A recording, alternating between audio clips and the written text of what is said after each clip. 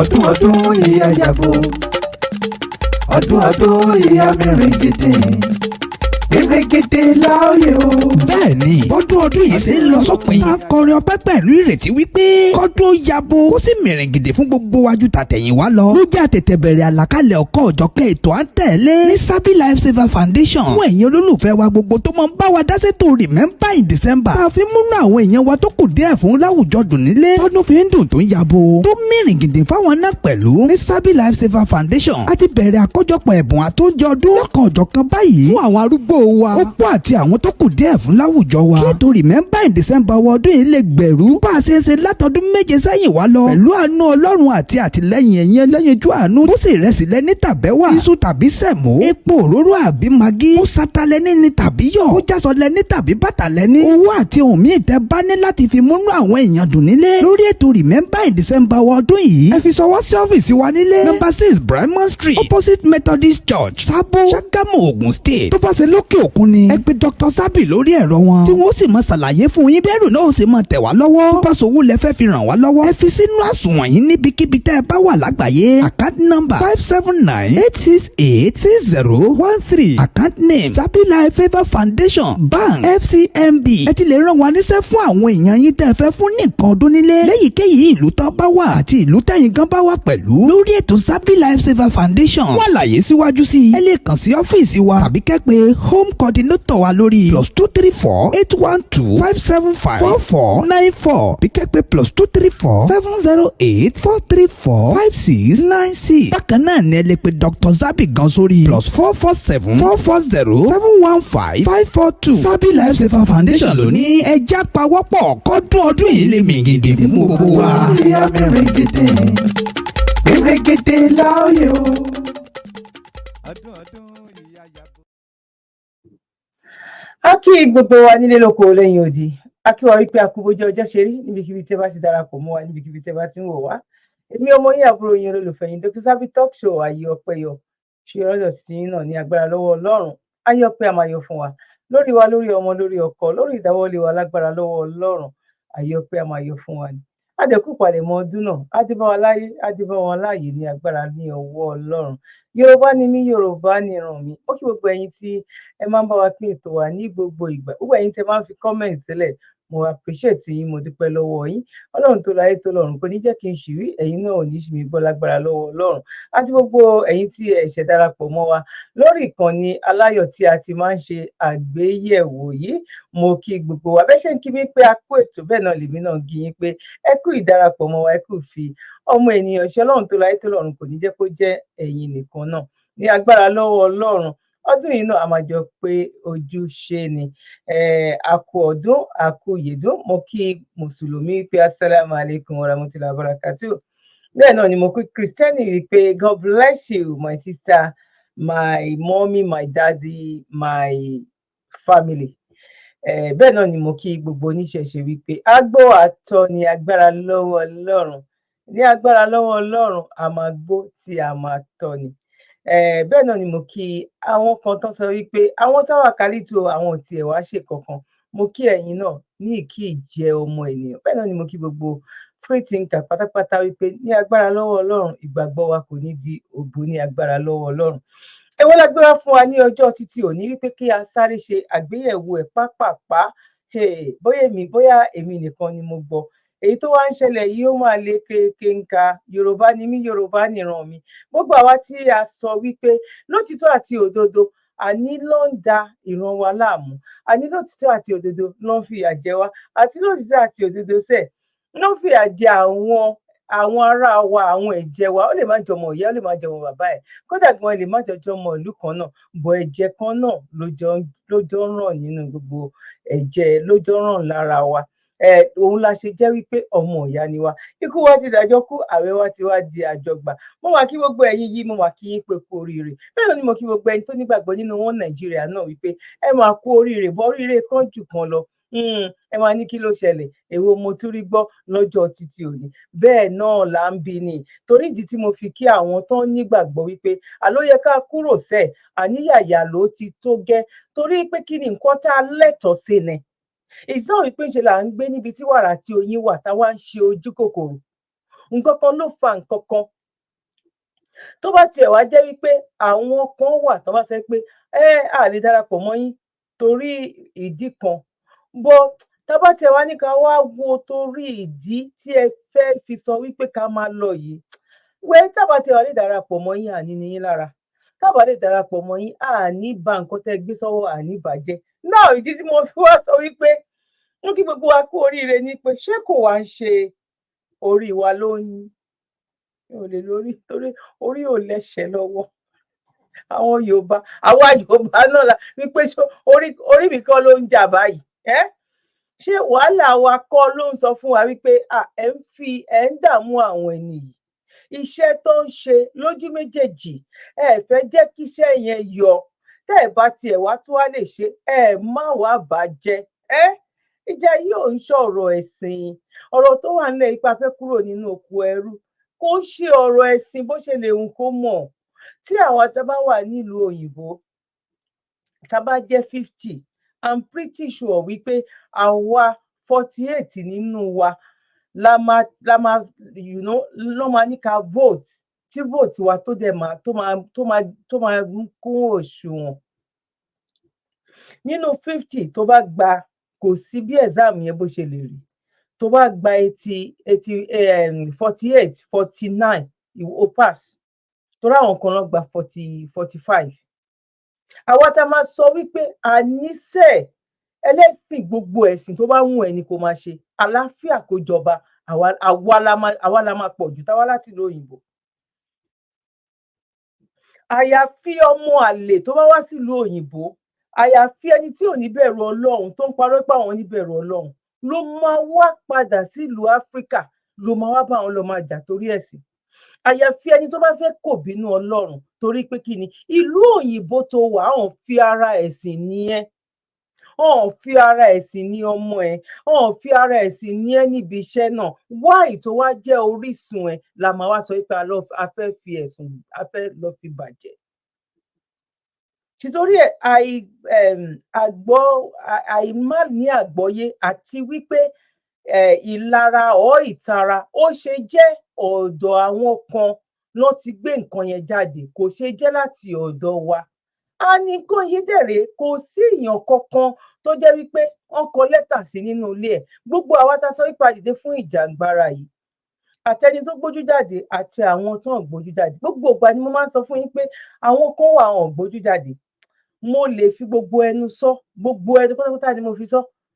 Di wákàtí tí mò ń sọ̀rọ̀ yìí, tí mò ń sọ̀rọ̀ lọ́wọ́lọ́wọ́ yìí, èní ní on the 22 December 2023, di wákàtí tí mo fi ń sọ̀rọ̀ yìí, àwọn kan wà tó ń gbójú jáde, tó ń risk life wọn, tó ń rin ìrìn táwa ò rìn, tó ń lọ ibi tí ò yẹ, àwọn ibi tí ò yẹ kán gbà kọjá, tó ń gbà kọjá, tó ń ṣe lọ́wọ́lọ́wọ́ tá à ń sọ̀rọ̀ yìí. Torí kí ni? Kò ń ṣe pé tá a bá gba ilẹ̀ yẹn wípé orúkọ bàbá tiwọn ló máa wà ń bẹ̀. Bọ̀ torí ìfẹ́ tán ní sí ìran wọn ni. Bẹ́ẹ̀ náà ni àwa tá a gbójú jáde tó jẹ́ pé wọ́n ti máàkì ojú wa wípé òkè ẹ̀yin yìí ni, òkè ẹ má rò pa àmọ́ yín. Ọ̀pọ̀lọpọ̀ nínú wa ká mẹ́nu kúrò ń bẹ̀. Bó ṣe máa ń lọ sí Nàìjíríà, ìyẹn kù sọ́wọ́ Ọlọ́run. Ibi tẹ́lòmíì tẹ́rù bàdé gan lòun ò lọ Nàìjíríà. Now, kí ni mo wá fẹ́ sọ ńbẹ̀ ni pé ṣé kò ń ṣe gbogbo nǹkan orí wa báyìí ló wá jẹ́ wípé àìsàn àìwo báyìí ó mà dẹ̀ ti wá, because àwa náà kọ́, gbogbo wa la máa fojú rí. Torí pé kí ni nǹkan tó wà nílẹ̀ yìí, nǹkan tó yẹ ká jọ pawọ́ pọ̀ ká jọ ṣe ni. Ìjọmọ ènìyàn la fẹ́ dúró fún, òun la fẹ́ jà fún. Bọ̀ àwọn tó yẹ kó wá mú wa kúrò tá a rò wípé a lè fojú jọ, tó máa ń fìlẹ̀ wípé nǹkan yìí ó yẹ kó lẹ́tọ̀ọ́, ibòmíì lọ gbégbà. Bọ̀ nísìnyí gan náà gan pàápàá gan, mi ò lè lẹ́lẹ́dàá wa ló mú èèyàn kankan, ẹlẹ́dàá wa kọ́ o. Ọlọ́run náà ló sọ pé òun dé. Àmọ́ nǹkan tó wá ń ṣẹlẹ̀ láàárín gbogbo àwọn ẹlẹ́sìn pátápátá. It go shock you. Ṣé ti tẹ like? Ṣé ti tẹ like? Ṣé ti tẹ love? Ẹ ti tẹ like, ẹ ti tẹ love. Ṣé mọ̀ wípé ìbẹ̀rẹ̀ program àkọ́kọ́ máa ń gbé kìmí wá. ìwọ tó bá kánjú lọ ẹ ṣáà kánjú wáyé ẹni tó bá kánjú wáyé ló máa sáré lo 10 years lo 20 years gbogbo wa kánjú wáyé a máa lo 100 a máa lo 90 a máa lo 120 torí ẹ má kánjú ẹ relax kẹ́ ṣe cup of tea òun ló gbà lọ́jọ́ títí òní bọ́ mi ò ní wá gbà wá ní àkókò mo kí gbogbo ẹ̀yin tí ẹ bá wa share program wa ti a post láìpẹ́ yìí kó tó di wípé a máa post lè mú kí gbogbo yín pé ẹ ṣe gan nítorí a rí wípé ó rìn díẹ̀ wọn bá tiẹ̀ jẹ́yàn 1000 lówó iṣẹ́ náà ní iṣẹ́ lẹ ṣe because a jọ ṣe àgbéyẹ̀wò ẹ̀ ni kó tó di wípé wá rìn bẹ́ẹ̀ yẹn náà that means afọkànbá lọ a dẹ̀ rí wípé nǹkan tó wà ńbẹ̀ ó mú ọpọlọ wá ẹ ṣe gan ni a kú ìfẹ́ ọmọ ènìyàn ṣe now ibi tá a máa kọ́kọ́ gbà wọlé ẹ jẹ́ ká kọ́kọ́ gba ibi ọ̀dà wọn oríṣiríṣi ni bọ ẹ jẹ́ ká tẹ ọkọ gba ọ̀dọ̀ àwọn celestial wọlé náà a tún máa wá lọ sí èyí tó jẹ́ kìmí ń bẹ ṣé mo gbé téèyàn bá fẹ́ jẹran ọba ọkọ àwọn kan máa kọ fi ara ẹran máa fi sẹ́gbẹ̀ẹ́ kan á máa jẹ gbogbo àwọn nǹkan tó ṣe kiri ìyẹn náà máa fẹ́ jẹ láti báwa ṣe máa ṣe tiwa ni ẹ jẹ́ ká gba bíbá ìwọlé. níṣẹ̀lẹ̀ ìkan náà táyé kọ́rẹ́ǹsì ti play ní chọ́ọ̀chì níṣẹ̀lẹ̀ tá a bá fẹ́ sòtọ̀ ọ̀rọ̀ kí ni big deal pé Portable wà kọrin ṣẹlẹ̀ kí ni big deal ṣó jẹ́ tuntun níṣẹ̀lẹ̀ ìkan náà táyé kọ́rẹ́ǹsì ti play ní chọ́ọ̀chì níṣẹ̀lẹ̀ nílùú Ìbàdàn wọ́n ṣara wọn láṣàpá ni níṣẹ̀lẹ̀ èmi ò mọ nǹkan táwọn ń pariwo sí Portable ṣó ṣẹ̀ṣẹ̀ ṣẹlẹ̀ ni níṣẹ̀lẹ̀ Rẹ̀mí Àlùkò ó ti play ní chọ́ọ̀chì Genesis Wàsíù Àyìndé ó ti play nínú Sẹ̀lẹ̀ Àtàwẹ́wẹ́ ti play olùṣọ́ kan wà lógìjò ó ti pe St. Janet rí chọ́ọ̀chì tí Portable ti lọ play pẹ̀lú Pasuma yìí Janet ti play níbẹ̀ rí in tó sì máa ṣẹlẹ̀ jù máa jù báyẹn lọ ṣé sọ fún yín àwọn eléégún wọ́n sì máa wá ṣe praise night ní Sẹ̀lẹ̀ Ṣàngó ó sì ń bọ̀ ní Sẹ̀lẹ̀ láti wá ṣe praise night nítorí wípé níbi tí òtítọ́ tó bá ti sọnù tó bá ti jẹ́ wípé bó ṣe gbà ní ẹjẹ́ àṣẹ irun tó máa ṣẹlẹ̀ ń bẹ̀ nìyẹn kí wàá ní big deal pé Portable play ó lọ ṣeré ní praise night ṣé Sẹ̀lẹ̀ ń ṣe praise night ni gbogbo wa la mọ̀ tá a bá fẹ́ tanra wa lókù Sẹ̀lẹ̀ ò ṣe praise night kí náà ń pè ní praise night àṣálẹ́ ẹ̀yìn tá a ti máa yin Ọlọ́run tí ẹ̀mí Ọlọ́run ti máa sọ̀kalẹ̀ nínú ìyìn ogun iṣẹ́ nínú ìyìn ni Paul àti Sílà náà gba ìtúsílẹ̀ ẹ wo orí orin tó lọ kọ ńbẹ̀ kọlu zazu sẹ ẹ̀yin náà ẹ wo ṣó yẹn ẹ ti máa mọ̀ pé ìyẹn kì í ṣe àṣálẹ́ ẹ̀yìn ọ̀rọ̀ celestial white garment nowadays tí white garment tí wọ́n bá ń lọ tó bá rí pé ó papọ̀ mọ́ ti Bíbélì dúró ńbẹ̀ tó bá rí pé Sẹ̀lẹ̀ ló ń lọ parish tó ń lọ torí pé nǹkan tí wọ́n ṣe ńbẹ̀ ó papọ̀ mọ́ ti Bíbélì máa gbàdúrà lọ́lọ́run àbẹ̀ nìyẹn tó bá dẹ̀ wá rí pé nǹkan ṣe ó contradict nǹkan tó wà nínú Bíbélì is better kó fi bẹ̀ẹ́ lẹ̀ tẹ́lẹ̀ èèyàn ò ní dé Sẹ̀lẹ̀ kó gun ayé ẹ̀ má ṣe kò rí bí bẹ́ẹ̀ mọ́ omi ìyàsí mímọ́ kò ṣiṣẹ́ mọ́ gbogbo tùràrí kò ṣiṣẹ́ mọ́ ó fẹ́ sọ pé tùràrí tí wọ́n fi ń Sẹ̀lẹ̀ nowadays ó fẹ́ sọ pé àjẹ́ òfin símú wàá máa wò pé kí ló dé tí mo fi sọ gbogbo nǹkan tí mò ń sọ yìí èmi tó ń wò yìí Sẹ̀lẹ̀ láti gbé bẹ́ẹ̀ rìn àjò ó ní tí ó ń ṣẹlẹ̀ tá a rí táwa náà fi tẹ̀síwájú wípé ṣé bá a ṣe máa bá lọ lélẹ̀ wọ́n má jẹ́ kí n tàn yín àwọn ìjọ aláṣọ funfun àkókò yìí mi ò rò pé wọ́n ní ọjọ́ iwájú àwọn nǹkan kan wà tó jẹ́ wípé tó bá ti sọnù nínú ayé ẹ̀dá nǹkan ti bọ́ lọ́wọ́ èèyàn àkọ́kọ́ ń bẹ̀ ni wípé ìtìjú ti sọnù nínú ìjọ aláṣọ funfun orí TikTok wàá rí wọn á wọ sùtánà lọ́kùnrin lóbìnrin a ní owó lọ́wọ́ orí ológbò a ní olówó ẹyẹ òbẹ̀ a ní ìkan tí ẹwà tí mo wò máa yìí ó mọye tán ta ọ̀gà ó ní ọ̀gá yìí kò lè ju 4,000 naira lọ tó bá fẹ́ fi àwọn nǹkan tó tìyàn lójú àwọn nǹkan tá a bá lọ́wọ́ àwọn bàbá wa láyé Ọ̀ṣọ́fà ṣé bí Sẹ̀lẹ̀ ṣe rí rè ṣé láyé bàbá bàdà ṣé bí ṣẹlẹ̀ ṣe rí rè? In fact ogun ò ṣẹ́ mọ́ ní Celestial. Mo lè fún yín ní ẹ̀rí, a rí àwọn olùṣọ́ àgùntàn tán mú ọmọ ìjọ wọn lọ́dọ̀ oníṣègùn. Àwọn tó bá ń wo fídíò yìí, ẹlòmíì tó ti first victim yẹn ó máa sọ pé yes ó rí bẹ́ẹ̀. Láwọn olùṣọ́ àgùntàn tí wọ́n wọ sùtánà, orí social media Lájídára ti sọ wípé òun pàdé olùṣọ́ kan ní Sẹ̀lẹ̀ náà ni, ó ní ọ́fíìsì méjì, ó níbì kan tó jẹ́ pé ó jọ ọ́fíìsì tí pásítọ̀ ti ń dá yẹn lóhùn, ó ló wá mú òkú òǹbẹ, ó wá mú un lọ sí ọ́fíìsì míì, ó ní ọ́fíìsì yẹn kò yàtọ̀ sí yàrá Abíjà. Ohun tí mo sọ lélẹ̀, níbo là ń lọ? Torí pé a fẹ́ kán mọ̀ wá, torí pé a fẹ́ kán rí wa. Ètò ìṣẹ̀lẹ̀ ń bàdàn yẹn náà wọ́n ṣára wọn ní táì kọ́rẹ́ǹsì, ẹni ẹ fẹ́ jèrè ọkàn mélòó lẹ ti jèrè? Ẹ ti jèrè ọkàn tó bàbá Adébóyè, ẹ ti jèrè ọkàn tó bàbá Oyèdépò, ṣé ẹ ti jèrè ọkàn tó Ọ̀ṣọ́fà? Ẹ ń ṣe ìfẹ́ ara yín. Ọlọ́run fún yín lówó, ẹ fowó yẹn bá Ọlọ́run jà. In fact a lè sọ pé Ọlọ́run gan ló fún yín lówó yẹn, èṣù ló fún, látara èṣù lẹ ti rí owó yẹn, ẹ wá fi ń kọjú ìjà sọ́lọ́run. Ọ̀pọ̀lọpọ̀ àwọn olórin náà, ta lè sọ pé olórin tẹ́ ń pè lólórin ẹ̀mí, ìgbé ayé wọn gan ṣófògo fọlọ́. mistake láti ẹ̀ máa ń ṣe wípé èṣù ló fún wọn lówó. Àwọn tó nígbàgbọ́ nínú èṣù, ọ̀la Sunday ọ̀la ní Saturday on the 24th December 2023 wọ́n máa ṣe èṣù day. Àwọn tó nígbàgbọ́ gẹ́gẹ́ bí wípé wọ́n nígbàgbọ́ wípé èṣù o láàlú ògiri òkò onílé oríta, láàróyè ìsunkún ẹlẹ́kùn sunkún láàróyè ìsun ẹ̀jẹ̀. Ẹgbẹ́ kudos fún mi ọmọ Yorùbá. Eléyìí ò ń sọ̀rọ̀ pé bóyá ọkọ̀ fa ọmọ fún no, ọmọ Yorùbá ni ó yẹ ká mọ̀ gbogbo eléyìí, gbogbo nǹkan yìí ló yẹ ká kọ́ ká mọ̀, ó yẹ ká mọ̀, you know. Ṣé mo gbìyànjú? Irú àwọn yẹn tó gbà wípé èṣù ọlá ìlú èṣù ọlá ìlú ni, tó wá rí wípé òjíṣẹ́ ló jẹ́ fún àwọn. Báwo á ṣe sọ wípé òkè, báwọn kan sọ pé Jesus Christ òjíṣẹ́ ló jẹ́ ní ilẹ̀ Yorùbá, òjíṣẹ́ ni èṣù jẹ́ lọ́dọ̀ àwọn kan, táwọn kan náà máa fi gbàdúrà wípé Ọlọ́run ọlá èṣù láàlú o fún òun lówó o. Tí wọ́n bá wá sọ wípé èṣù ló fún wọn lówó, ó possible pé ó dé èṣù ló ti lọ tọrọ ẹ̀. Àwa la rí gẹ́gẹ́ bí ìgbà tá a mọwọ́ ọ̀tún yàtọ̀ sósì, òun la rí gẹ́gẹ́ bí èébú, ọ̀la rí gẹ́gẹ́ bí nǹkan tí ò dáa.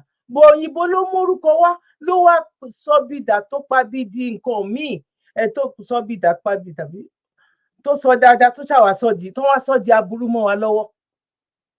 Wọ́n sọ dáadáa, wọ́n sọ di aburú mọ́ wa lọ́wọ́.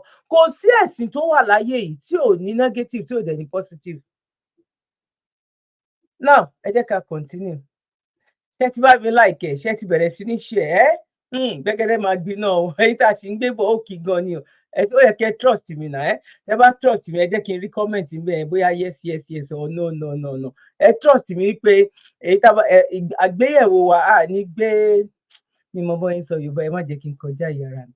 Ṣé mo kí mo ṣe gbá sábùké lórí akọ́nilédè Yorùbá ni. Now ẹ má yẹ kó máa jealous, àwọn kan wà mẹ́tọ́ máa fi mí máa rẹ́rìn, mi ò láìkí ẹ ṣọ́ra yín o. Now olórin ẹ̀mí, kí n má dárúkọ àìmọye olórin ẹ̀mí tẹ́ ń pè ní gospel artist tó lọ ń play ní club, wọ́n pọ̀, wọ́n wà ní white garment nínú show tí wọ́n lọ ṣe yẹn, tí Pasuma wà bẹ́ẹ̀, olórin ẹ̀mí kan wà bẹ́ẹ̀ tó ń ṣe backup, ó ń play ní club gẹ́gẹ́ bí gospel artist. So what are you telling me? In tó bá wọ anybody ló lè ṣe. Gbọ́ mi, nígbà yẹn pé tó bá ti mówó wá ni Celestial ìpín mẹ́ta náà ń pín owó sí. Àwọn olùṣọ́ àgùntàn wọn gan wọ́n mú wọn sìn ni. Kò sóyè tó ò lè gbà. Ẹlòmíì gan kò tí ì rí ìgbàlà nínú Jésù, òun náà fẹ́ gbà àyàn. So àwọn nǹkan yìí máa continue ni. Ìwọ ni kò. Now ẹbí ò ní sọ̀rọ̀ púpọ̀, ẹ máa fi comment yín sílẹ̀ ń bẹ̀. Gbogbo ẹ máa wá rí wípé Ọlọ́run mà ṣàánú. Ṣé tó bá jẹ́ pé gbogbo kóra sókè gbéraga, a fẹ́ fi 5 million láti fi gba ṣàzù, kó jẹ́ pé 5 million ní each church ló ń dá lọ́kọ́ papọ̀, wípé báwo la fẹ́ kúrò nínú oko ẹrú táwọn náà ń campaign wípé a ní àwa Yorùbá à ń láti lọ bọ́ bámúbámú la yó òun làwọn ń ṣe.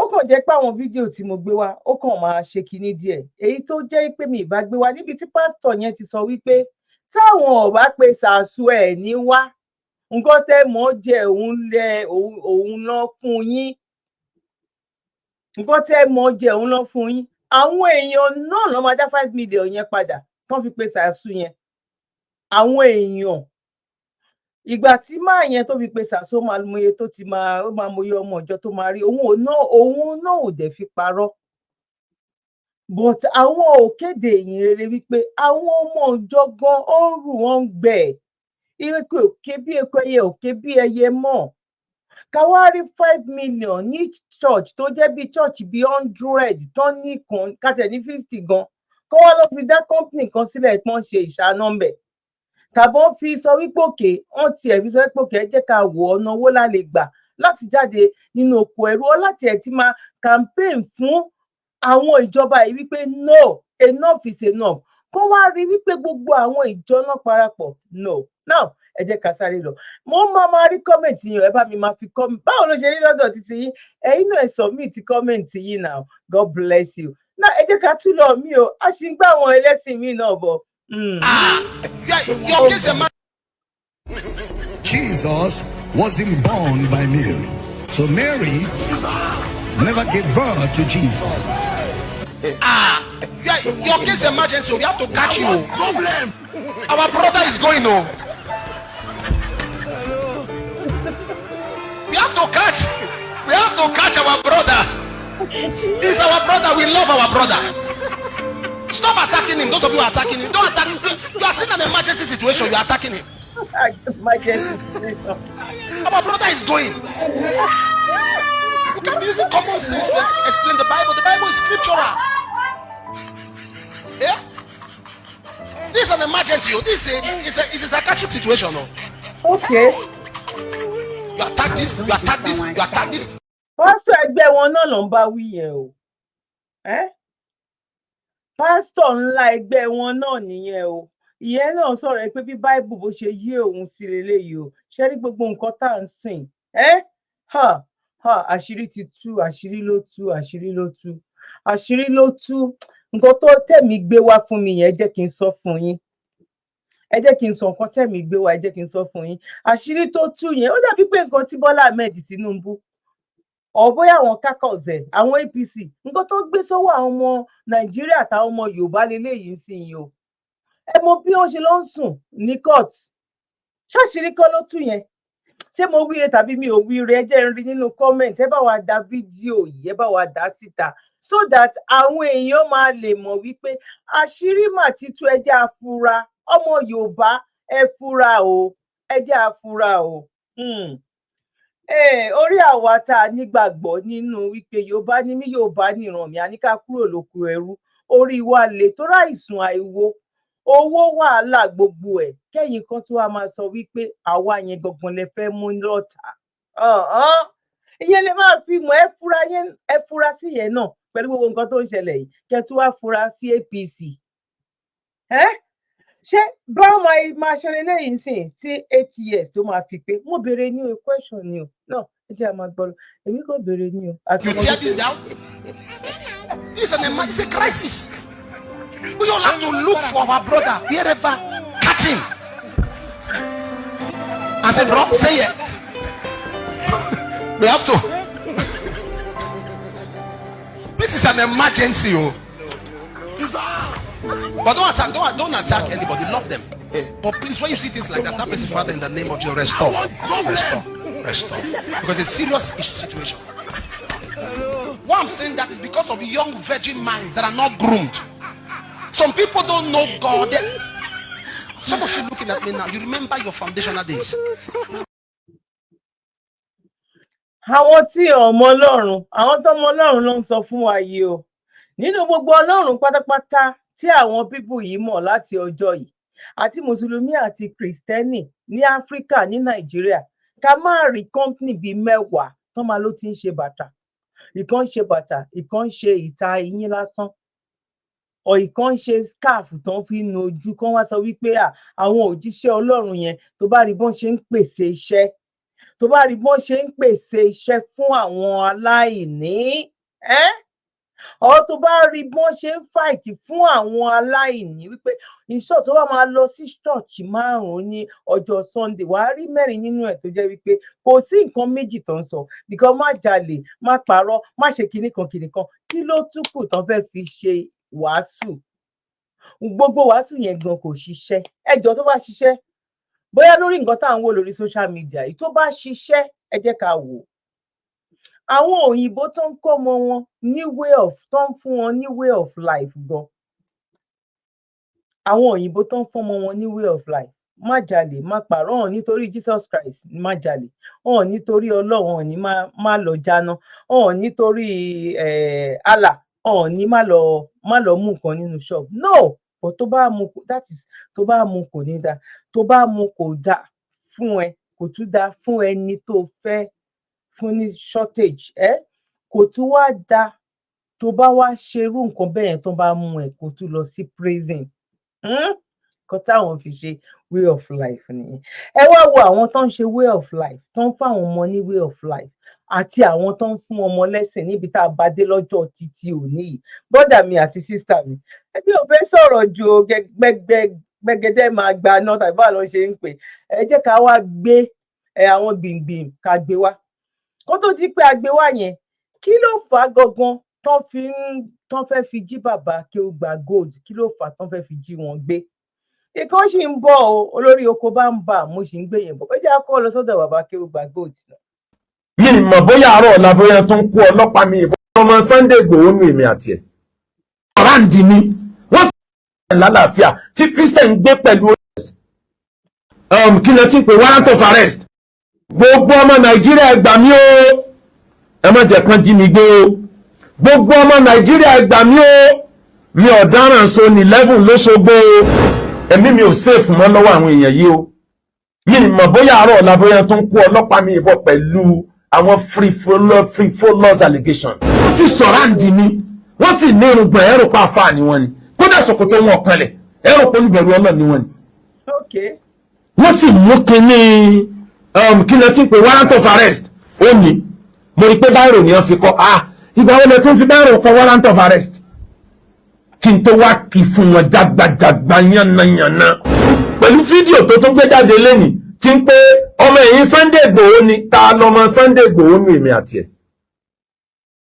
àbú ẹ̀gbọ́n Sunday Igboho lèmi mo jẹ́ sọ níwájú bàbá Mudiru Markaz nígbà tí wọ́n sọ wípé àwọn ò bá respect Akeugba Gold but ó ń tẹ̀lé ẹni tí ń sponsor ẹni tí ń bà wá lórúkọ jẹ́ mo ní bàbá Ọlọ́run jẹ́ mi yógùn ní ọjọ́ tí wọ́n kidnap ọmọ mi òru tí wọ́n ní kí n wá gbé ọmọ mi ò rí.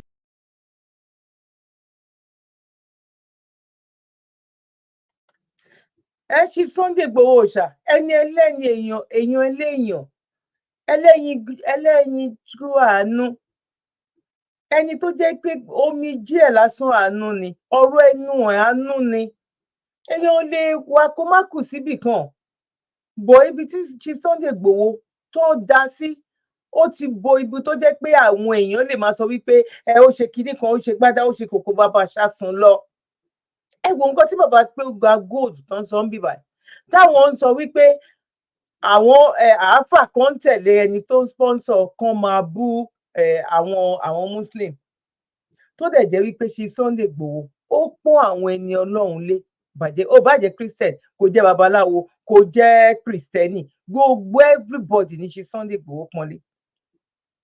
now ẹ jẹ́ ká máa. mùsùlùmí ẹyọ kan tó tẹ̀lé mi o arákùnrin yìí ló mú ìbọn dání lẹ́sẹ̀ títì tó ní ẹ lọ gbọ́mọ nígbà tí wọ́n sọ wípé àwọn ò bá respect Akeugba Gold but ó ń tẹ̀lé ẹni tí ń sponsor ẹni tí ń bà wá lórúkọ jẹ́ mo ní bàbá Ọlọ́run jẹ́ mi yógùn ní ọjọ́ tí wọ́n kidnap ọmọ mi òru tí wọ́n ní kí n wá gbé ọmọ mi ò rí mùsùlùmí ẹyọ kan tó tẹ̀lé mi o arákùnrin yìí ló mú ìbọn dání lẹ́sẹ̀ títì tó ní ẹ lọ gbọ́mọ ẹ lọ gbé mo sì gbé ọmọ méjèèjì mọ́yà pẹ̀lú omijé ẹkún mo gbé wọn sínú mọ́tò mo ń drive lọ ó tún wá tẹ̀lé mi délé láti bẹ̀ bàbá orí ọjọ́ kan yẹn mi lè gbàgbé ta ló sọ ẹ̀sìn Islam ẹ̀sìn àlàáfíà lẹ Yorùbá. orí ọjọ́ kan yẹn àwọn ò lè gbàgbé tó dẹ̀ jẹ́ pé Chief Sunday Igboho wọn ò lè ever sponsor èèyàn láti lọ bí Chief Sunday Igboho ṣe mùsùlùmí báwo ló ṣe máa wá rò wípé Chief Sunday Igboho ìyẹn babalágége lọ́nà sọ bẹ́ẹ̀ báwo ló ṣe máa wá rò wípé Chief Sunday Igboho ó máa wá sponsor Saheed Shittu kó máa bú àwọn mùsùlùmí ẹ̀yin náà ẹ wò àìsúnmọ́ ni òun là mọ̀ ṣe ẹni understand sí torí nǹkan tó ń rí lókèrè òun ló fà á tán lè fi sọrú gbólóhùn yẹn fún Chief Sunday Igboho because Chief Sunday Igboho fúnra rẹ̀ Christian ni ó lè mọ̀ nípa ewé àti egbò bọ́ Christian ni Chief Sunday Igboho kò ń ṣe babaláwo kò ń ṣe oníṣègùn wọ́n lè lo oníṣègùn àwọn tó mọ ọwọ́ láti yí padà ni but àyè gbígbà wà torí nǹkan táwọn bàbá wa ṣe 200 years ago 100 years ago 300 years ago òun ló ìkúnlẹ̀ fúnrú àwọn yẹn tó jẹ́ pé nígbà yẹn gan wọ́n máa ń gbé ṣàkì sápá láti lọ ní church tán dẹ̀ mọ ewé àtegbò tán máa ní ẹ̀kíní kan ò dín nǹkan kan lọ́wọ́ kó ní kálukú ká ṣe papọ̀ something like all that ìpọ́n tún máa ń kọrin kan tó lọ bẹ́ẹ̀. náà ẹ jẹ́ ká. tí mùsùlùmí ń gbé pẹ̀lú Christian lálàáfíà tí Christian ń gbé pẹ̀lú oníṣẹ̀ṣe lálàáfíà ta ló sọ di wàhálà báyìí. mi mọ̀ bóyá àárọ̀ ọ̀la bóyá tó ń kó ọlọ́pàá mi ìbọn pẹ̀lú àwọn frivolous allegation mi mọ̀ bóyá tó ń kọ́ ọlọ́pàá mi ìbọn mi mọ̀ tó ń fọlọ́pàá wá mi kiri sí mo ń jí sí Ọlọ́run pé kálàáfíà ọjọba nílẹ̀ Yorùbá ni mi ò ń ṣe criminal kí ló dé tán fẹ́ mú mi ní mú criminal ẹ dákun ẹ bá mi bẹ̀ wọ́n nítorí Ọlọ́run kẹjá pàdé ń kọ̀tù ní kọ̀tù yẹn láti pàdé kò sí n tó lè yẹ á pàdé ń kọ̀tù mo mọ̀ pé kọ̀tù yẹn ó jìnnà yóò pẹ́ kó tó parí because mo mọ̀ pé oríṣiríṣi game ló kọ́wọ́ wọn. ta ló sọ ẹ̀sìn Islam ẹ̀sìn àlàáfíà lẹ Yorùbá tí mùsùlùmí ń gbé pẹ̀lú Christian lálàáfíà tí Christian ń gbé pẹ̀lú oníṣẹ̀ṣe lálàáfíà ta ló sọ di wàhálà báyìí. ìgbà wo ni Islam dẹ̀sìn géèmù ẹ̀ sì bẹ̀rù Ọlọ́run. ògbà yẹn tó ń sọ yẹn òun ni mo ti sọ kọjá yẹn nígbà tí ìrẹ́pọ̀ wà tí a yára wa sí ọ̀tọ̀ tó jẹ́ wípé ní ìdílé kan kìrìsìtẹ́nì máa wà mùsùlùmí máa wà oníṣẹ̀ṣe máa wà irú ọdún tó ń ṣe yìí tí gbogbo wọn tó máa jọ ṣe ọdún ní ìgbà tí irú ẹ̀sìn yìí dé ń sìn because ẹ̀sìn tuntun ló ẹ̀ṣẹ̀ dé sílẹ̀ Yorùbá including Christian and Muslim ẹ̀sìn tuntun ló ẹ̀ṣẹ̀ dé sí Nàìjíríà ló ẹ̀ṣẹ̀ dé sílẹ̀ Yorùbá tí irú ọdún tó ń bọ̀ lọ́nà yìí sìn kò lè dàbí irú 20 years gan nílẹ̀ lẹ́yìn bíbá ẹ̀ tán ṣe kò lè dàbí 40 years kò lè dàbí 50 years tán ṣe torí pé kí ni ìwọ tó bá ti bí mùsùlùmí tọmọ ẹ kan bá ti jẹ́ mùsùlùmí tó bá tún wá jẹ́ kìrìsìtẹ́nì ọ̀gá tó bá tún wá lọ jó níṣòkòtò péńpé ó ti tán nìyẹn kìrìsìtẹ́nì yẹn hàn padà wálé ọdún mùsùlùmí ọ̀pá because bí ìgbà tó jẹ́ pé wọ́n máa nira wọn lára àti júwe iná fúnra wa bọ̀dá mi ẹ̀yin máa wọnú náà tàbí kíní kan tàbí gbà táwọn bá wà nílé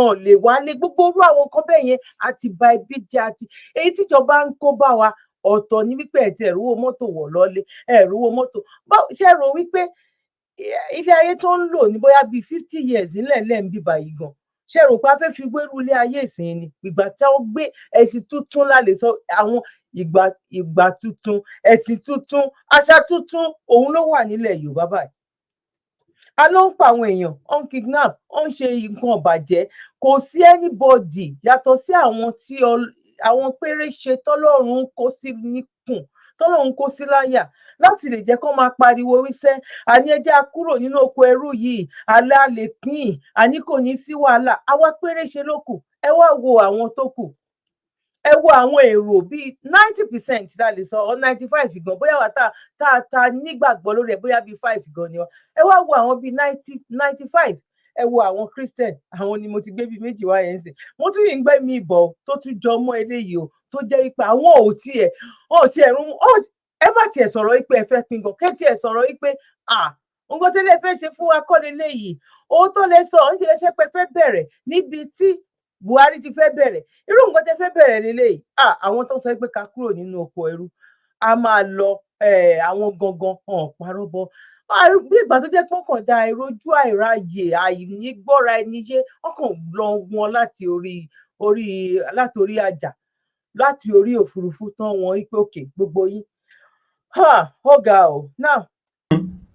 ẹ sì ṣàánú wa kẹ́ ẹ jẹ́ ká tiẹ̀ gbáyé àlàáfíà epo wọn àrépo lò iná ò tí stable tó bá a ṣe fẹ́ fìtínà pọ̀ nígboro kò sówó nígboro ẹ̀yin sì tún wá terrorize wa pẹ̀lú kẹ́ ẹ máa bully everybody ẹ̀ẹ́dẹ̀ bẹ̀rù ọjọ́ tẹ́ pàdé Ọlọ́run ló jẹ́ kí n ṣàdúrà fún Abu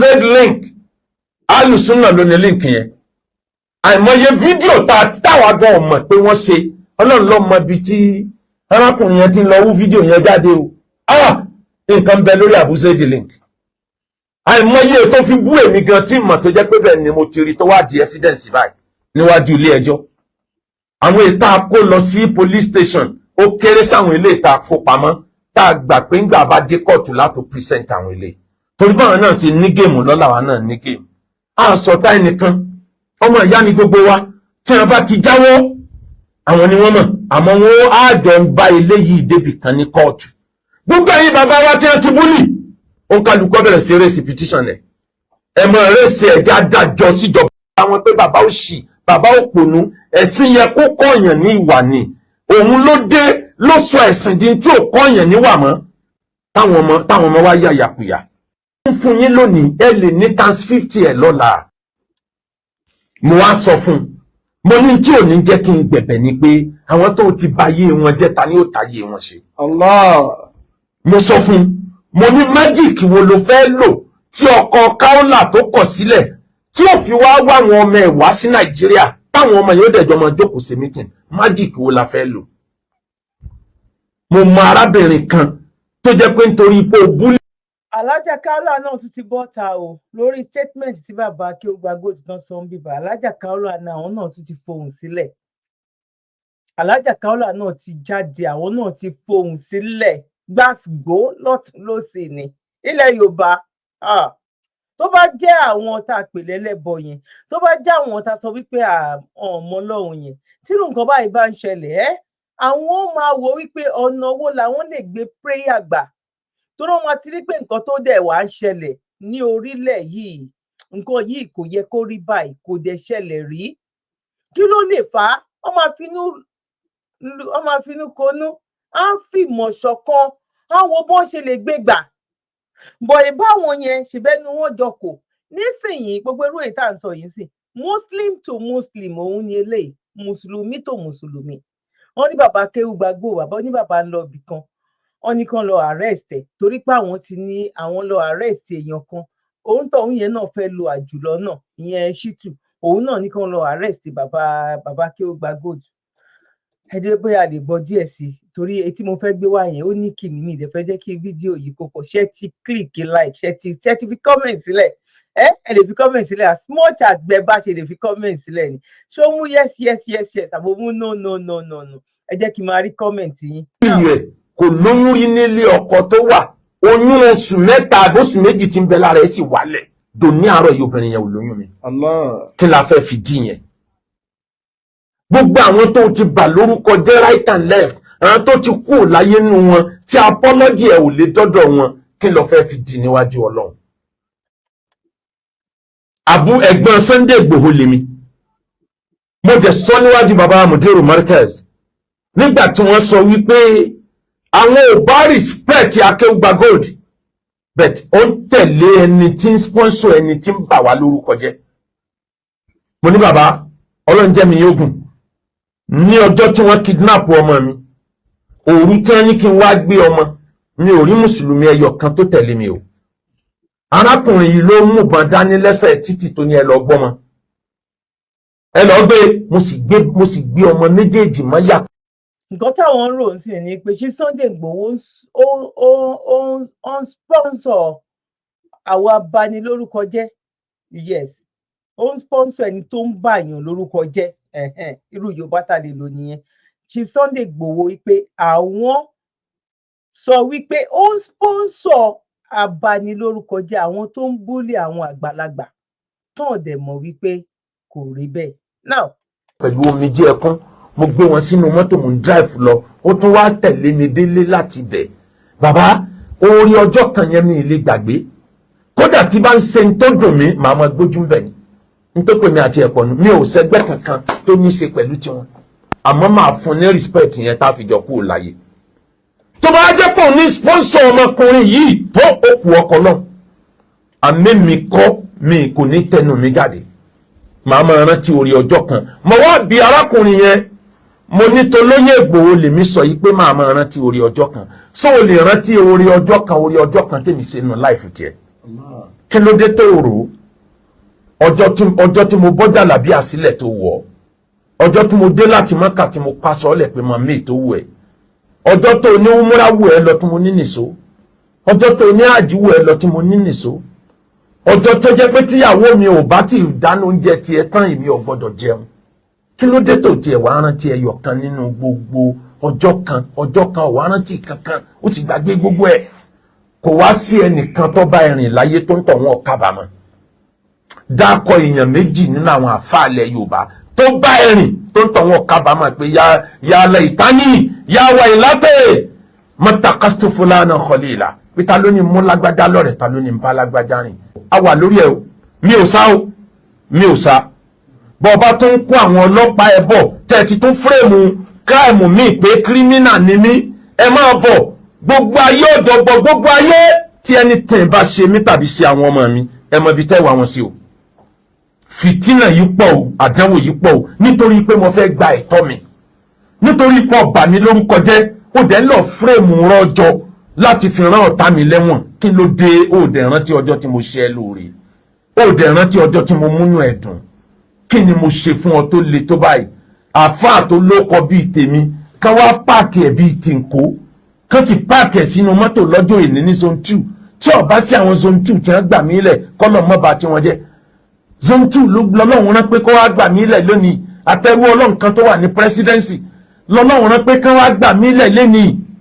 tí ò bá sí tiwọn ọ̀tá mi ọba ti wà níbi tí ó ti mọ wòkè pàù báyìí tí ẹ̀ wọ́pọ̀ àwọn kan bẹ tẹ́ẹ̀kan lè tì mọ́lé anyhow ẹ ti believe pàgbára yìí ń bẹ láìsí nípò kí ló dé ẹ mọ̀ ọ̀rọ̀jọ́ wájú ọlọ́run ẹ mọ̀ pàdé ọlọ́run. sáàgbà lọ tí èmi bọ́ ọlọ́run. ẹ̀yin sọ́jú ẹgbẹ́ kẹ́sì mi nsọ ní court. níbo lẹ́dà sáàgbà lọ. lọ́ọ̀yà mi ti kọ lẹ́tà. tí èmi bọ́ ọlọ́run. lọ́ọ̀yà mi ti kọ lẹ́tà ẹgbẹ́ kẹ́sì yìí nǹkan kóòtù ni o ibà àjọ̀dún kan la tó pàdé kóòtù we are going to court. ṣèwájú lẹ́dà ó gbà yé. no going back àwa la dúró gẹ́gẹ́ bí pásítọ̀ àáfà babaláwo àwa tá a nígbàgbọ́ lórí ìjọ́mọ ènìyàn báwo la fẹ́ kúrò nínú oko ẹrú no going back òun là ń sọ àwa ò bá ẹ̀sìn kìí ṣe nípa àwa gangan ni wòlíì àwa gangan ni pásítọ̀ àwa gangan ni àáfà àwa gangan ni babaláwo torí àwa gangan là ń fẹ́ báwo ni a máa ṣe ní ìgbésí ayé wa ló ṣe máa rójú àwa là ń ṣe wípé báwo ni àwọn generation tó ń bọ̀ báwo ló ṣe máa rí ìfọ̀kànbalẹ̀ tó hàn ní ṣe làálàá kò kó irú ètò ti ṣe kọjá yìí àwa ni àgbẹ̀ wípé bámúbámú la yó àmọ́ bí ń pọmọ èèyàn kankan àwa la gbé sọ́wọ́. Now ẹ jẹ́ ká sáré lọ ṣe cup of tea kó tó di wípé màá wá gbé gudugudu méje màá yàyà mẹ́fà máa gbé jáde fún yín sí náà. ọdún ìyá yàbò ọdún ìyá mèrègèdè láòyè o. bẹ́ẹ̀ni ọdún yìí ṣe ń lọ sópin. a kọrin ọpẹ́ pẹ̀lú ìrètí wípé kọ́dún ó yabo kó sì mèrègèdè fún gbogbo wájú tàtẹ̀yìn wá lọ. ló jẹ́ àtètè bẹ̀rẹ̀ àlàkalẹ̀ ọ̀kọ́ ọ̀jọ̀kẹ́ ètò à ń tẹ̀lé ní Sabi Lifesaver Foundation fún ẹ̀yin olólùfẹ́ wa gbogbo tó máa ń bá wa dá sétò Remember in December. tá a fi múnú àwọn èèyàn wa tó kù díẹ̀ fún láwùjọ dùn nílé tọ́dún fi ń dùn tó ń yabo tó mèrègèdè fáwọn náà pẹ̀lú ní Sabi Lifesaver Foundation. a ti bẹ̀rẹ̀ àkójọpọ̀ ẹ̀bùn àtòjọ ọdún lọ́kàn ọ̀jọ̀kan báyìí fún àwọn arúgbó wa opó àti àwọn tó kù díẹ̀ fún láwùjọ wa kí ètò Remember in December ọdún yìí lè gbèrú bá a ṣe ń ṣe látọdún méje sẹ́yìn wá lọ pẹ̀lú àánú Ọlọ́run àti àtìlẹ́yìn ẹ̀yin ẹlẹ́yinjú àánú bó sì ìrẹsì lẹ́ni tàbẹ́wà iṣu tàbí sẹ̀mó epo òróró àbí magí ó sata lẹ́ni ni tàbí yọ̀ ó jásọ lẹ́ni tàbí bàtà lẹ́ni owó àti ohun míì tẹ́ bá ní láti fi múnú àwọn èèyàn dùn nílé lórí ètò Remember in December ọdún yìí ẹ fi ṣọwọ́ sí ọ́fíìsì wa nílé number 6 Brahman Street opposite Methodist Church Sabo Ṣàgámù Ògùn State tó bá ṣe lókè òkun ni ẹ pè Dr. Sabi lórí ẹ̀rọ wọn tí wọ́n sì máa ṣàlàyé fún yín bẹ́ẹ̀rù náà ó sì máa tẹ̀ wá lọ́wọ́ tó bá ṣòwò lẹ fẹ́ fi ràn wá lọ́wọ́ ẹ fi sínú àsùnwọ̀n yín níbikíbi tẹ́ ẹ bá wà lágbàáyé account number 579-868-6013 account name Sabi Life Favour Foundation Bank FCMB ẹ ti lè ràn wá níṣẹ́ fún àwọn èèyàn yín tẹ́ ẹ fẹ́ fún nìkan ọdún nílé lẹ́yìnkéyìí ìlú tó bá wà àti ìlú tẹ́yìn gan bá wà pẹ̀lú lórí ètò Sabi Life Favour Foundation wọ́n àlàyé síwájú sí ẹ lè kàn sí ọ́fíìsì wa tàbí kẹ́ pè home coordinator wa lórí +234-812-575-4494 bí kẹ́ pè +234-708-434-5696 bákan náà ni ẹ lè pè Dr. Sabi gan sórí +447-440-715-542 Sabi Life Favour Foundation ló ní ẹja pawọ́pọ̀ kọ́dún ọdún yìí lè mì gègé fún gbogbo wa. Ìyá mèrègèdè láòyè o. Ẹ káàbọ̀ sórí ètò lẹ́ẹ̀kan sí láì máa gbára wa ní àkókò. Mo dúpẹ́ lọ́wọ́ gbogbo ẹ̀yin tí ẹ darapọ̀ tí sórí ọ̀rọ̀ charity wa. Agbára lọ́wọ́ Ọlọ́run àrà ọmọ tó mọ wa kò ní gbé bàbára. Gbogbo ẹ̀yin tí ẹ lọ́kàn láti darapọ̀ mọ́ wa. Lágbára lọ́wọ́ Ọlọ́run á ní omijé tiwa. Ẹ mọ̀ pé àwa ń wojú èèyàn kan lókè, àwọn kan náà ń wojú tiwa náà. Àrà ọmọ tó mọ wa ní gbé bàbára. Wọ́n bá jẹ́ 500 naira, wọ́n bá jẹ́ 1000 naira la ní agbára láti fi sí ní oṣooṣù. Ẹ darapọ̀ mọ́ wa. Phone number mi wà ńbẹ̀ bóyá ẹ fẹ́ fi nǹkan kan ṣe ìtọrẹ àánú nílùú Nàìjíríà ẹ̀yin tẹ́ wà ní UK ẹ kàn sí mi. Bóyá wíṣẹ́ lẹ fẹ́ fi tọrọ fún àwọn tí ara tán need ẹ ni o. Bóyá àwọn nǹkan míì ni o. Tẹ́ wò wípé inú mi dùn ayọ̀ mi kún Ọlọ́run ṣoore fún mi. Ọ̀nà bó ni mo lè rí gbà. Ẹ kàn sí mi. Kẹ́ jẹ́ ká jọ ṣe kó lè dá. Ní agbára lọ́wọ́ Ọlọ́run àrọ́mọdọ́mọ wa kò ní gbé bàbára. God bless you. Now ẹ jẹ́ ká sáré lọ sí. Don't push, okay? We go. The operation began early Friday morning. Dozens of police were brought in and did their best to control the crowds. Please, I ask you, don't push, okay? We're going to begin. The task for the authorities was a familiar one, to clear an overcrowded temporary welcome centre for migrants. It's the 34th such operation in the Greater Paris region in the past 2 years.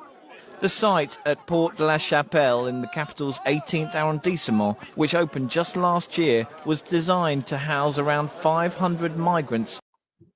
Tẹ́ bá wo àwọn tó máa pọ̀ jù ńbẹ̀ yẹn, ẹ máa rí percentage àwọn ọmọ Yorùbá, àwọn ọmọ tẹ́ bá máa rí ọmọ Haúsá tó máa wà ńbẹ̀. Bóyá ló lè pé 10 gan ni. A sọ̀rọ̀ àwọn ọmọ Niger o. Pípa àwọn Haúsá Fúlàní tán sọ pé Nàìjíríà làwọn. Tẹ́ bá wá rí 10 àwọn, ẹ rí 2000 àwọn ọmọ Yorùbá ńbẹ̀. Ẹ wá lè rí 40, 60 gan. Bóyá 30 àti yọ 10 kúrò.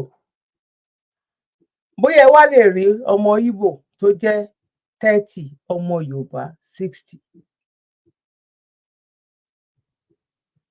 Àdúrà wà nìyẹn o.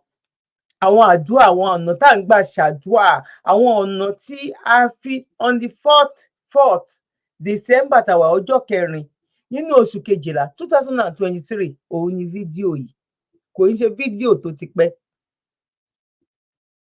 Ṣé gbogbo ara gbígbàdúrà wa náà lélẹ̀? Gbogbo àwọn ọmọ tán ti kú sínú omi. Ara àwọn lecture náà nìyẹn. Gbogbo àwọn ọmọ tó jẹ́ wípé aburú ti ṣe wọ́n, ara àwọn lecture náà nìyẹn.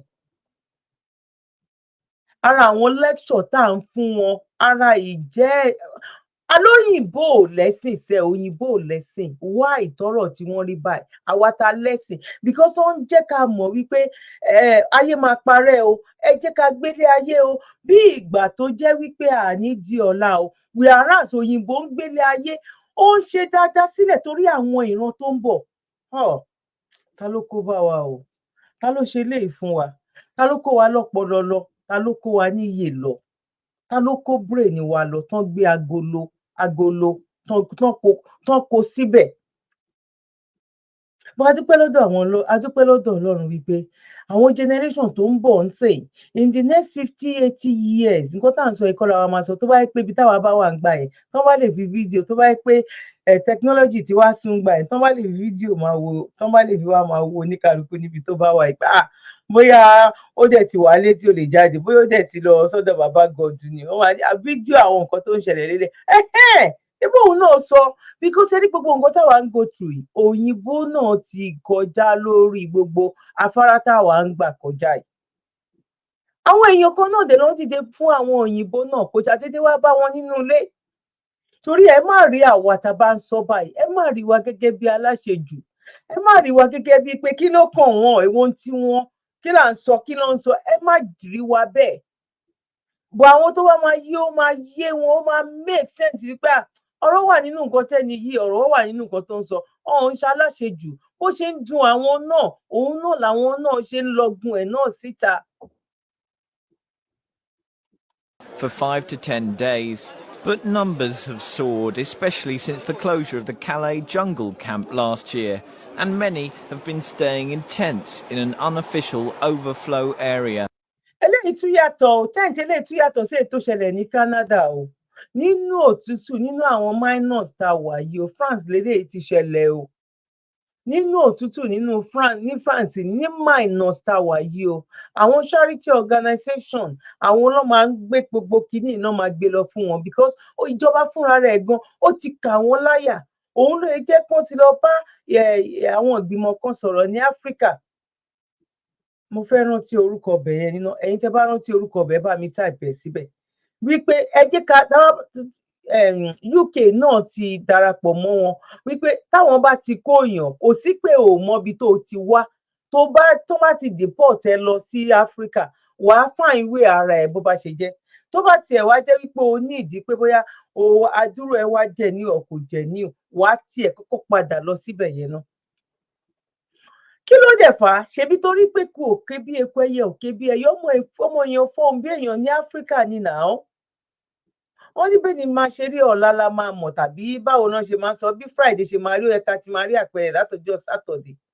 Àwọn Áfíríkà kan wà nísìn tó ti ń gbégbèsè tó dáa because àwọn tí ń yọsẹ̀ kúrò nínú ẹ̀sìn ọ̀njà ọ̀nṣe kìnnìkan àti ọmọ ìlú àti àwọn ẹlẹ́sìn àti ìjọba ọjọ́ fèsì reality ọjọ́ fèsì ibìkan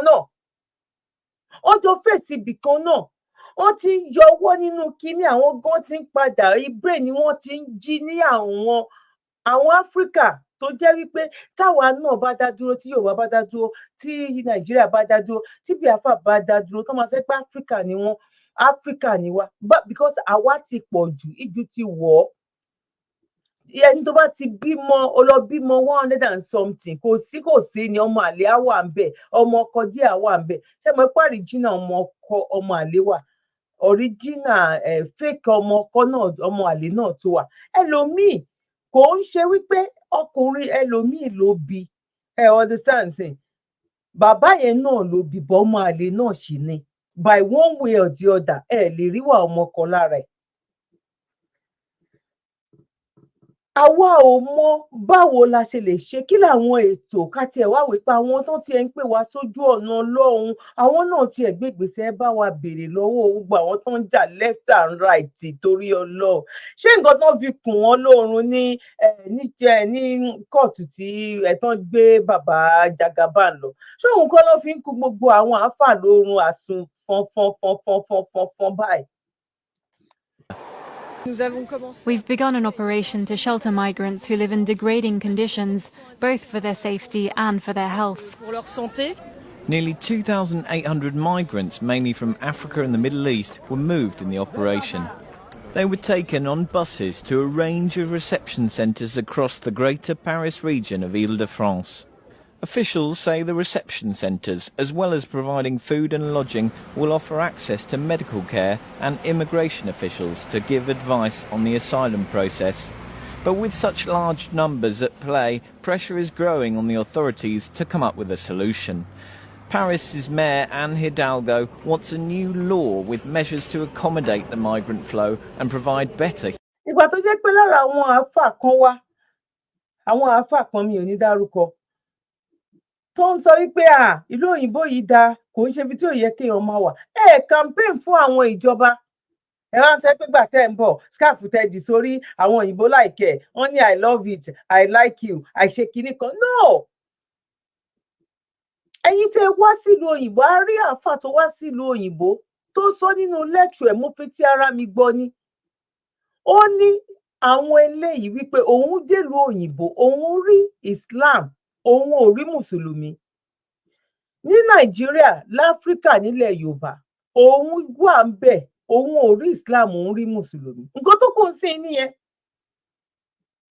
Wàá rí Islam, wàá rí nǹkan tó ń pè nínú oníṣẹ̀ṣe, wàá rí nílùú òyìnbó, torí oníṣẹ̀ṣe fẹ́ peace, oníṣẹ̀ṣe ò fẹ́ wàhálà, oníṣẹ̀ṣe fẹ́ kí eku ké bí eku, kẹ́yẹ ké bí ẹyẹ. Ìlú òyìnbó ló máa ti ríwọ oníṣẹ̀ṣe náà, ó jẹ́ máa rí nínú Nàìjíríà náà pẹ̀lú àwọn oníṣẹ̀ṣe. Ó ní oníṣẹ̀ṣe kan, wọ́n pa àwọn kan ní yíẹ̀ kan, ní kinní kan. Ǹjẹ́ ó sọ kí ló fa nǹkan yẹn? Wọ́n pa wọ́n níbi méjì, bí mẹ́ta, bí mẹ́rin, kí ló fa àwọn nǹkan yẹn? Ṣé ó máa wá jẹ́ nǹkan tó wá ṣẹlẹ̀ lẹ́nu ọjọ́ mẹ́ta yìí ló máa ṣẹlẹ̀? Ṣé ti gbàgbé pé àwọn èèyàn kan ní Port Harcourt, fídíò yẹn mi mọ̀ pé màá sọ̀rọ̀ débẹ̀. Ọ̀rọ̀ yìí, ìkan jẹ́ hospital nínú gbogbo nínú àwọn méjèèjì, Muslim to Muslim ni wọ́n. Ìkan wá lóhun àlìsùn náà, ìkan wá lóhun kinní kan. Ìgbà kan mú ta lọ lọ́rùn, tí kan sọ pé nǹkan tí ta lọ lọ́rùn ṣe dá, tí kan ní kò dá, tán fọ́ra wọn lórí. Ẹni tó ń fídíò wọn tó wà ń bẹ̀, òun ló ń sẹ́ndí mẹ́sẹ̀jì yẹn pé ṣé nǹkan mi ò ti wá wọ ọ̀rọ̀ yìí. Nígbà náà lọ́hùn tó wá sọ pé bóyá lóyìnbó tàbí níbì kan àwọn oníṣẹ̀ṣe wọ́n lọ pa àwọn babaláwo, wọ́n lọ pa àáfà kan. Kí ló fà á? Ṣé ó máa jẹ́rú ìgbà tó jẹ́ pé táwọn náà ń sọ lẹ́nu ara wọn pé àwọn máa ní kán lọ kó nǹkan tán ní wá káwọn jó? Ẹ jẹ́ ká gbé yẹ̀wò. Ta ló ń kéde àlàáfíà nínú gbogbo àwọn ẹlẹ́sìn báyìí sìn? Ta ló fẹ́ jẹ́ kílùú lójú, kílùú kó ráyè, kéku ké bí eku, kẹ́yẹ kó ké bí ẹyẹ, kọ́mọ èèyàn kó fọhùn bí ènìyàn? Ẹ wo bí gbogbo ilé ayé, ọ̀rọ̀ religion dẹ̀ ló sún wa dé gbogbo irú nǹkan báyìí. Níbi tílé ayé dé, òyìnbó bímọ torí pé báwo lòun ṣe fẹ́ tọ́mọ. Àwọn ẹlòmíì sì bímọ tó jẹ́ pé wọ́n bí sílẹ̀ torí pé ẹ̀sìn mi ló ní kí n bímọ rẹpẹtẹ. Ẹ̀sìn náà ló dẹ̀ sọ wípé tó wá ìmọ̀ tó bá jẹ́ China ló wà. Ọlọ́run náà tún wá sọ wípé ẹ ṣe làákàyè bí ni. Ẹ̀sìn ló ní kó fẹ́ ìyàwó, o lè fẹ́ méjì, o lè fẹ́ mẹ́ta, o lè fẹ́ mẹ́rin. Ṣé condition ẹ gọ́gọ́, ṣé charisma ẹ, ṣé gbèsè ayé tó wà lọ́wọ́lọ́wọ́ yẹn, ṣé o fẹ́ o lè stand ìyàwó ẹyọ kankan, ká má wá sọ méjì? Tó bá wá ló fẹ́ ìfọ̀kànbalẹ̀, ẹ wo gbogbo ọ̀nà bí tá a yà sí. A máa wá sọ wípé ilé ayé ò rojú, ilé ayé ò ráyè. Àárín fámìlì gan ó ti bẹ̀rẹ̀ láti inú fámìlì gan. Ẹ sọ fámìlì díẹ̀ gan òun ló tò gan nínú ọ̀rọ̀ ẹ̀sìn náà dẹ̀ ni, most ọ̀rọ̀ ẹ̀sìn ni. Àwọn babaláwo tá à ń rojúmọ́ yìí wípé babaláwo kinní kan, babaláwo míì wà, ó máa ti wò ó máa wà nínú ọ̀rọ̀ ìrìn àjò ilé ayé ẹ̀. Mo ti gbàgbé mọ́ ṣe máa ń pè é. Ọ̀rọ̀ ìrìn àjò ilé ayé ẹ̀, ṣé ẹni yìí ṣó máa fẹ́ yàwó méjì? Ṣó níyàwó ẹyọ kan ni? Ṣó níyàwó mẹ́rin ni? Nǹkan tó nígbàgbọ́ lé lórí, ó máa ti fi mọ ọ̀nà ẹ̀. Bọ̀ àwọn ló ní ká jọ fojú máa wò wípé aláṣìṣe ni wọ́n. Ó máa ti fojú wò wípé òkè, èèyàn pupa òun ní kó máa fẹ́, èèyàn dúdú wọn ní kó máa fẹ́, èèyàn báyìí nǹkan tó nígbàgbọ́ lé lórí, ó ti máa tọ́ sọ́nà. Wáì tóyìnbó wá kó bá wa. Oh my God.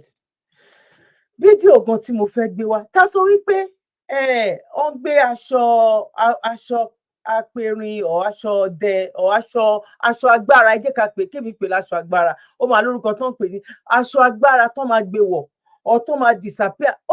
China máa ti ṣèkan jáde ńsìnyí, ẹ gbà mí. Gbogbo ẹ̀ pátápátá làwa ní kò dá.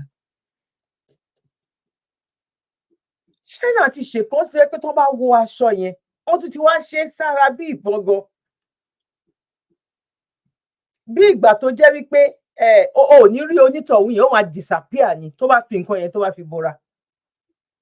Gẹ́gẹ́ bí àwọn fíìmù tá à ń wo ìyá mi bàbá mi ẹ ṣáà wo ní gbogbo bíi 2 years ago yẹn tó máa kàn gbé nǹkan kan sọ́rùn tó jẹ́ pé ẹni tó kò àwọn tó wà ní surroundings ò ní rí ẹni tó gbé nǹkan sọ́rùn yẹn ṣáyà máa ti ṣe bí something bí láìlọ́ọ̀ máa lọ fi ṣe.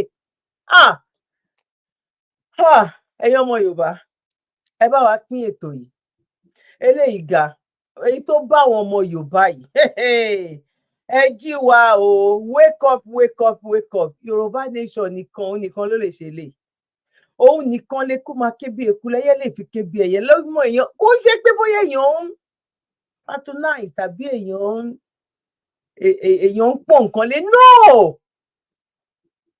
àwọn tó wà nídìí nǹkan yìí gan mọ̀ ètò ẹ̀ka tó wá jọ wá fèsì nǹkan míì là ń fèsì mo ní mi fẹ́ kíkiri ní ìkógun Ọlọ́run ṣàánú fún mi náà ẹ jẹ́ ká sáré lọ gbọ́ torí ẹ̀ṣẹ̀ rí ẹ̀yin oníṣẹ̀ṣe ni máa bẹ̀ ń sìn ẹ má bá àwọn pípù yìí jà mọ́ ẹ̀yin náà ẹ rọra fèsì lecture yín ẹ máa rí fídíò tí mo fẹ́ gbé wá ń sìn ẹ ní ìdá tí bá àwọn pípù yìí tiẹ̀ ṣe bá rẹ̀ ní tí mo tiẹ̀ fẹ́ gbé wá ń sìn ẹ kàn lè máa ní okay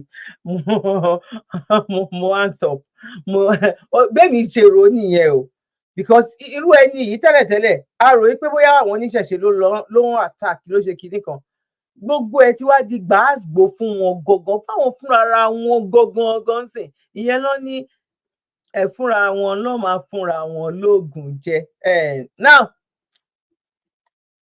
gọ́ọ̀fù mọ́ àmú kìí ṣe ìjókòó mọ́ríkàsì o a rí i pé àwọn èèyàn mẹ́sàn-án rẹ̀ nípàdé yín ẹ bàbá wa èmi fẹ́ fún yín mọ̀ràn gbogbo ọmọ ṣàkóso bẹ́ẹ̀ ṣe níbi tí wàzírì ilẹ̀. ẹ máa gbọ́ àwọn bàbá wa ló sọ o that means bóyá àwọn tán tó bí wọn lọ àwọn bàbá wa bẹ́ẹ̀ wá máa gbọ́ lọ ẹ̀yin bàbá wa eléyìí gbogbo ẹ̀yọ́ oníṣẹ̀ṣe ẹ lọ fọkàn balẹ̀ ẹ fèsì ọ̀nà bẹ́ẹ̀ ṣe fẹ́ máa ṣe wàásù fáwọn èèyàn bẹ́ẹ̀ ṣe fẹ́ máa polówó èṣù pé èṣù náà is not Satan ẹ̀yin gan tó lásán fún lecture fún yín gan adúpẹ́ lọ́dọ̀ Ọlọ́run because ti máa ráwọn eléyìí wípé kò ń ṣẹ̀yin nìkan kò ń ṣe oníṣẹ̀ṣe àwa nìkan kí n pera mi mọ́ gbogbo wa pátápátá lóníṣẹ̀ṣe kò ń ṣe àwa nìkan ló ń attack now ó yá. Yorùbá náà nù tá a jẹ láti wò bẹ́ẹ̀ ṣe níbi mufti ilẹ̀ Yorùbá tí Olúwo jẹ́ Olúwo nìkan lọ́ba tí ń claim Islam jù nílẹ̀ Yorùbá ó gbéléjú ó ní náà lẹ̀sìn wọn ó lóun ọ̀sẹ̀ bọ́ ó lẹ́tọ̀ọ́ àti sọ wípé òun jẹ́ wàzírì àwa mùsùlùmí ilẹ̀ Yorùbá ó lẹ́tọ̀ọ́ àti òun là kọ́kọ́. ó lè lóun ò ṣẹbọ ìyẹn ò mátà àwọn lè fọ́ọ̀sì èèyàn kan kó ṣẹbọ bọ̀ kó má ba ẹ̀sìn àwọn ẹlẹ́bọ jẹ́ bóyá yẹ kó wà nìyẹn bóyá yẹ kó wà bóyá wà ní àwọn ìlú tán appreciate ara wọn tán appreciate ìjọmọ ènìyàn ò ní fẹnu ba nǹkan ní nǹkan jẹ́ tí ìwọ ọba náà fẹ́ tó bá fẹ́ jẹ́ kán fẹnu ba tìẹ jẹ́.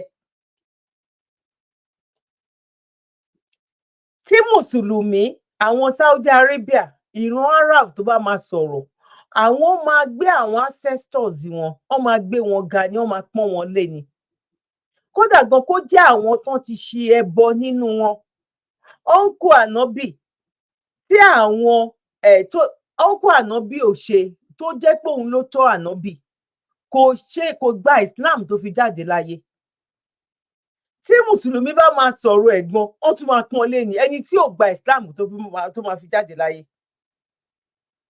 That means àwọn respect àwọn ancestors wọn dórí ìyá ànábì dórí bàbá ànábì dórí àwọn gbogbo àwọn tó ti wá nígbà tó jẹ́ wípé ẹlẹ́bọ náà làwọn náà. Now tí ìwọ náà bá wá sọ wípé o ò ṣe àwọn ẹ̀sìn àwọn ancestors you are free to do so but o gbọ́dọ̀ fẹnu máa condemn iṣẹ́ tán ṣe tó láwọn náà ṣe páyé dùn kí wọ́n máa bọ̀ tó lóun ò mọ̀ọ́mọ̀ dá ẹ sí ilẹ̀ tó dá ẹ sí yẹn ó yẹ kó lọ dá ẹ sí Saudi Arabia tàbí kó lọ dá ẹ sí Israel ni. tó bá make sense ẹ jẹ́ kí n rí gbọ́ nínú comment section ṣó mú yes tàbí no bóyá nǹkan tí mo dẹ̀ sọ o bóyá kò dẹ̀ make nǹkan kan ni ẹ bá mi fi sínú comment section bẹ́ẹ̀ náà. ẹni tó ọkọ ọmọ tí ń pè láàfáà ńlẹ̀ káàárọ̀ òjìrì ṣẹ́ gbọ́ ìlú wo tẹ́ rí òun headquarter Islam ńlẹ̀ káàárọ̀ òjìrè èèyàn ọkàn pẹ̀ gan sí lásán ni àwa ló yẹ ká jẹ olórí ìmáàmù ńlẹ̀ káàárọ̀ òjìrè bàbá kápá máa gbà fúnra wa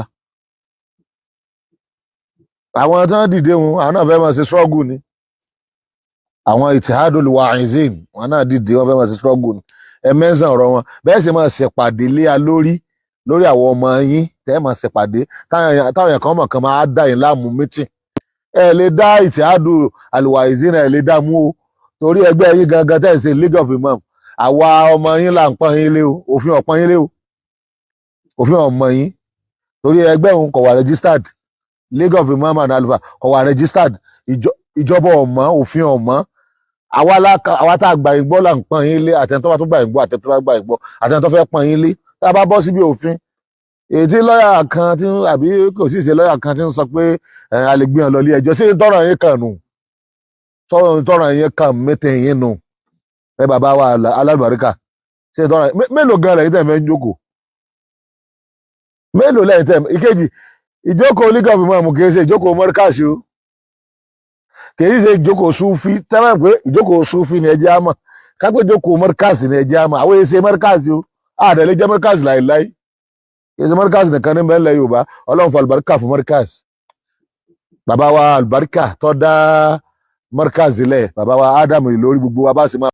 ẹ̀yin oníṣẹ̀ṣẹ̀ má bínú o mùsùlùmí tó mùsùlùmí lélẹ́yìn báyìí o ẹ má bínú ẹ̀yin oníṣẹ̀ṣẹ̀ torí ẹ̀yin ẹ fèsì reality o ẹ rọra fèsì reality ní tiyín kẹ rọra fi àwọn kan kẹfọ oníkà charity Christian mo gbé wá yẹn lákọ̀ọ́kọ́ tí mùsùlùmí náà òun náà là ń lọ ẹ bó ṣe ń lọ káàkiri nìyẹn ẹ̀yin ẹ máa kún fún àdúrà fún wọn nǹkan tó tún wá ṣẹlẹ̀ ńbẹ̀ ni wípé mo fi gbogbo ẹnu sọ mo fọwọ́ sọ̀yà mi ò fi sọ egungun ẹ bá jẹ́ fọ́n yẹn ń sọ nìyẹn you know Yorùbá mi ti ń sun ẹ bá mi dá love bolẹ̀ ẹ bá mi share ètò yìí please ẹni tó bá sọ ẹ bá wa jí wípé kó wá gbọ́rọ̀ kọ́mọ Yorùbá kó dìde kán wá gbọ́rọ̀ wọ́n ti ń kùn wọ́n lóorun bọ́n ṣe kun àwọn olóyè lóorun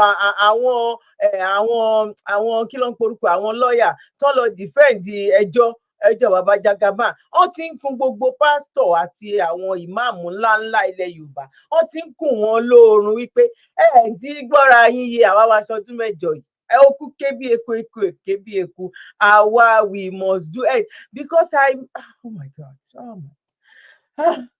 àpọn lẹ́nu àpọn wọn lé lójú ayé wọn àpọn lé lẹ́yìn wọn ọmọ tó bá yapa kò lè sọ pé ògo bàbá kan kò ní jógo bàbá ti mógo ẹ lọ gbogbo àwọn bàbá tẹ wí gan bàbá wa ṣe ká dámàlè lórí bàbá súnà ni pọ́nbélé bàbá súnà ni torí mọ̀ wá òṣìṣẹ́ tanú lọ́jẹ́rú wọn ó rí àwọn àmọ́ kójọ League of Imam wọn dálẹ̀ 1962 ara tẹ́ fi dálẹ̀ náà ní láti protect Islam lẹ̀ káàárọ̀ òjíire ara àwọn bàbá kéde bàbá Ádámù nìkan ló dálẹ̀ o wọ́n kọ́ tàtí àwọn yòókù ni o wọ́n sọ̀rọ̀ Islam nílẹ̀ Yorùbá ní ìsìn kìí ṣe mọ́kàsì nìkan ní jẹ́bẹ̀ ó lábala ibi tí mọ́kàsì jẹ́ o a sì gba agbàfápàn lé mọ́kàsì lórí bàbá tó dálẹ̀ bàbá alálùbáríkà alálìyàn rẹ̀ ni òun ò fi já o kò fi darí àwọn àfáàrú o kò fi máa bú yẹn o àbẹ́yẹ̀ mélòó lẹ́rí tí ń rí Sheikh Adam Ali lórí fún láyé wọn Sheikh Abubakar Muhammad làwàjọ ọmọ kí o tiẹ̀ ayé mi sì tún nù ara àwọn tí wọ́n jọ dálẹ̀ náà nù o ara àwọn tí wọ́n sì jọ máa pọ́nra wọn lé lójú ayé wọn ni Sufi ọ̀nbẹ ní League of Imam Sunna ọ̀nbẹ ní League of Imam ẹni tí ó ṣe kankan ọ̀nbẹ League of Imam oríṣiríṣi níbẹ̀ League of Imam tí wọ́n kọ́ra àwọn ẹjọ́ gẹ́gẹ́ bí ìmáàmù àtàwọn àfa nígbà táwọn bàbá ń dálẹ̀ kò sí ẹni tó ta wọn lẹ́nu ìgbà táwọn bàbá ń lọ tán làwọn èèyàn ò rí tí ń bẹ́ lásìkò wọn náà rí ń bẹ́ mọ́ ta ló tó ta bàbá wa Sheikh Adam Ali lórí ta ló tó ta lẹ́nu ta ló tó ta Sheikh Abubakar Muhammad representative fún Sheikh Abubakar ibi tẹ́mi belong sí ọ̀nbẹ́ ń jókòó yín náà ara ẹ̀ tẹ́jọ nínú gbogbo wa pọ̀ bá gbogbo ń kálukú tó wá ti lọ́ọ̀bẹ̀ àjọ níní mo kàn rí pé mi mọ tí àbàbá wa rò tí wọn ò fi rẹ́gísítà rẹ̀ ẹ wá fẹ́ máa fi organisation tí wọn ò rẹ́gísítà ẹ máa fi bá ìtẹ́ rẹ́gísítà jà ṣé mítì tó yẹ kẹ́ mọ́ wíwẹ̀ tẹ́ ń gbé ìranù òsì tẹ́ ń gbé síwájú àwọn bàbá wa ní mítìn ṣé tẹ́ kẹ́ máa gbé síwájú wọn nù mo wo fídíò yìí o ẹ lọ gbé síwájú àwọn bàbá pé kí wọ́n máa bá ìtìhádù àlùwàhìzí kan máa bá jà ìbáwọn náà fẹ́ gbìyànjú ni. ẹ̀yin Christian ẹ̀yin kọ́ ló ń bá wí o oníṣẹ̀ṣẹ̀ ẹ̀yin kọ́ ló ń bá wí o mùsùlùmí tó mùsùlùmí ni o ọ̀tọ̀ lélẹ́yìí o ọ̀tọ̀ ni bàbá kéwògbà gbòdù náà ń fà o ìyá Kaula àwọn náà ti jáde ṣe láwọn Christian tó Christian náà ìyẹn náà wà ń bẹ àní tó bá jẹ́ èmi tẹ̀ kọ́lọ̀ ń fún mi lọ́pàá àṣẹ kí n jẹ́ president Nàìjíríà lọ́jọ́ títí òní number one nǹkan tó máa kọ́kọ́ wálẹ̀ ń bẹ gbogbo ẹ̀sìn pátápátá ni mo pè gbogbo ẹ̀sìn láti A to Z tó bá wà ní Nàìjíríà ẹ kó igbá yín wọlé mo fún yín ní 7 days ẹ kó igbá yín wọlé bóyá wo tó fẹ́ in short ẹ kó gbá yín wọlé gbogbo nǹkan tẹ́ ń lò yẹn gan mo fẹ́ fi dá iléeṣẹ́ lẹ̀ fún àwọn èèyàn ṣé mo wíire tàbí mi wíire nǹkan tó wà nínú èmi nìyẹn o oníkálukú ló ń sọ opinion èmi náà ẹ jẹ́ kémi náà sọ opinion ti tèmi nìyẹn o níbi tọ́rọ̀ ilé ayé Nàìjíríà tó dé lọ́wọ́lọ́wọ́ yìí especially nílẹ̀ Yorùbá. ẹ ní ẹ̀tọ́ kankan ní òfin tẹbi lè bá wọn jà ẹ kàn máa wéṣẹ owó yín bẹ́ẹ̀ náà ní ẹ bá wà náà jà ìdí mo ti rẹ́gísítà the Grand Mufti of Yorùbá la ẹ bá wà jà èyí tí tẹ rẹ́gísítà ẹ bá wà tá rẹ́gísítà jà Al-Wazir ó ti wà rẹ́gísítà ìjọba ti mọ̀ wọn á dẹ máa jà ẹ̀yin wá gbà fáwọn ọ̀dẹ̀ yẹn láti máa sọ̀rọ̀ wájú yín kó máa dàbí tìyín rú ààyè recognize yín ṣùgbọ́n ó lójú ibi tẹ́ ẹ mọ́ o ẹ jẹ́ kí n sọ tí yóò rọ̀ ọ̀kan fún yín League of Imam Alfa kì í ṣe ẹgbẹ́ tó rẹ́gísítà ṣùgbọ́n ẹgbẹ́ alálùbáríkà ní nítorí pé àwọn bàbá àlùbáríkà tí wọ́n ṣe kí ni tí wọ́n dá lẹ̀ ní agbára àti bá ẹnì kankan jà everybody ló ní freedom of association o lè belong sí any association tó bá wù ọ́ o lè dẹ́gbẹ́ tó bá wù ọ́ lẹ̀ tí àjọ CAC bá fi lè rẹ́gísítà ẹgbẹ́ kan ọbọ̀fin mu ló jẹ́ rẹ́gísítà rẹ̀ wọ́n á ní wọ́n sọ fún wa pé wọ́n pín ẹ̀ wá stop dáhùn dúró agbára wo lẹ́ni ṣẹ́ṣiṣẹ́ rẹ̀ ni ẹgbẹ́ ni yín kọ́dà ẹgbẹ́ yín gan kò túmọ̀ sí League of Imam Alfa ètò ṣẹ́kù lónìí kápẹ́tọ̀ ọ̀dọ̀ àwọn bàbá wa ní gbogbo wa láàmú jí sáyé láàmú pẹ̀lú aláàfà lásìmọ̀ respect wọn tọ́ra àwọn bàbá nǹkan àníyàn wọn dà wọn ò lẹ́nìí kan bá jà ìdí gbogbo yín bára yín jà lórí ajá láwọn ní o tẹ́sà mú oríṣiríṣi eré ìtàgé oríṣiríṣi wá àwọn àgbà yín ló wá sí ìjà oríṣiríṣi ni ẹ̀sà ń ṣeré fún wa lórí social media eré kan náà lẹ́tún gbédè yìí ètí àádùn wà yìí sínú lẹ́tún mú bọnu ẹni yìí ìṣòro tó bá ọmọ mùsùlùmí. òun jẹ́rí pé ó yọ ọ̀rẹ́ kúrò àbòsí ọlọ́run gan fàbòsí náà máa yí ìṣó lè ṣo 2 weeks kó má bọ́ síta láti wá especially nígbà ọ̀tá lọ́lọ́run tó ń lọ bó ṣe ń bá olúwo bó ṣe ń defend olúwo torí pé olúwo ti jẹ́ mùsùlùmí tó ń tako àwọn ẹ̀sìn ẹlẹ́sìn ló máa jáde ló ń tako Yorùbá nation ó dì sí ó láwọn kan ń ṣeré orí ìtàgé ẹ̀yin èèyàn bá mi comment ọ̀rọ̀ yìí kó má jẹ́ mi nìkan tàbí ẹ mọ̀ Grand Mufti wa yìí ni ẹ mọ̀ pé mo ti invite wọn wá rí sórí program mi nígbà tó rí ọ̀rọ̀ Islam kìíní kan làwọn fẹ́ kìíní kan bọ́ mo rí nínú ọ̀rọ̀ ẹnu wọn náà wípé ọmọ Yorùbá. àwọn ọmọ mùsùlùmí ò ríṣẹ́ o wọ́n ń dà láàmú lórí ìjáàbù o ó yẹ kẹ́ ẹ jà fún bóun làwọn ìjọba tí ń bẹ ń bẹ yóò ṣe múnú àwọn ọmọ yín tí wọ́n represent yín tí wọ́n lọ represent yín bí ìjọba àpapọ̀ ebe yìí lẹ dìbò fún ìjọba tó wà ń bẹ yìí representative yín dà. ṣẹ́rí nǹkan tí mò ń sọ ṣẹ́rí pé mo ìsìnkú náà lájọ sọ ń sìn nǹkan tó yẹ kó face including bàbá tó ń sọ̀rọ̀ yìí nǹkan tó yẹ kó face gbogbo wa face tẹ́bàtẹ́ bọ̀ kéjé kó tiẹ̀ rí èrò mo ti gbàgbé ẹ jẹ́ ká lò ó pé kó tiẹ̀ rí kó wò ó pé àwọn ènìyàn ń fẹ́ wípé lóòótọ́ àṣe kìíní dáadáa mi mọ̀ bí mo ṣe lè gbé kalẹ̀ ní Yorùbá èrò ọkọ̀ bíjọba ṣe máa rí èrò ó yẹ jẹ́ ká máa gbọ́ eléyìí lọ. àwọn akẹ́kọ̀ọ́ wà látòṣogbó ń bì ìtàn pé wọ́n bá agẹ́jà lẹ́yìn wò ń bí. ẹ má jẹ́ ká gbọ́ jù torí pé táìmù yẹn ti lọ kí ni mo fẹ́ lò ń sìn ní wípé ẹ jẹ́ ká wá lọ gbọ́